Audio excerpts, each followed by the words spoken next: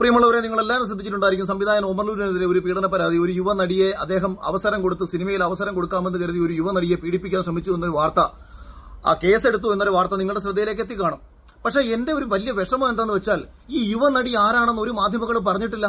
കഴിഞ്ഞ കുറെ കാലങ്ങളായിട്ട് മലയാള സിനിമയിൽ എത്രയോ യുവനടിമാർ വന്നിട്ടുണ്ട്. ഒമർലുലുവിന്റെ പടത്തിൽ തന്നെ എത്രയോ യുവനടിമാർ അഭിനയിച്ചിട്ടുണ്ട്. ഒമർലുലുവിന്റെ പടത്തിൽ അഭിനയിച്ചതാണോ അല്ലയോ എന്നൊന്നും ഇപ്പോഴും നമുക്ക് അറിയത്തില്ല. അതുകൊണ്ട് തന്നെ ഈ ഒരു പ്രശ്നത്തിൽ മലയാള സിനിമയിലെ യുവനടിമാർക്ക് സൈബർ ബുള്ളിങ് കാരണം ജീവിക്കാൻ പറ്റാത്തൊരു സാഹചര്യമാണ് ഉണ്ടായിട്ടുള്ളത്. പ്രിയപ്പെട്ട ശോഭാ വിശ്വനാഥിന്റെ ഏറെ പ്രിയപ്പെട്ട ഒമർക്കയാണ് ഇങ്ങനെ പീഡിപ്പിച്ചതെന്നുള്ള കാര്യം ഞാൻ ശോഭാ വിശ്വനാഥിനോട് കൂടി ഓർമ്മിപ്പിക്കാൻ ശ്രമിക്കുകയാണ്. അതുപോലെ സ്ത്രീകൾക്ക് വേണ്ടി എപ്പോഴും വാദിക്കാൻ ശ്രമിക്കുന്ന ദിയാസന, തന്റെ ഗുരുവായ ഒമർലുവിന്റെ അസിസ്റ്റന്റ് ഡയറക്ടറായിട്ട് വർക്ക് ചെയ്ത ഒരാളാണ് നമ്മുടെ ദിയാസനയോട് ശോഭാ വിശ്വനാഥിനോട് എന്റെ ഒരു പേഴ്സണൽ റിക്വസ്റ്റ് ആണ്.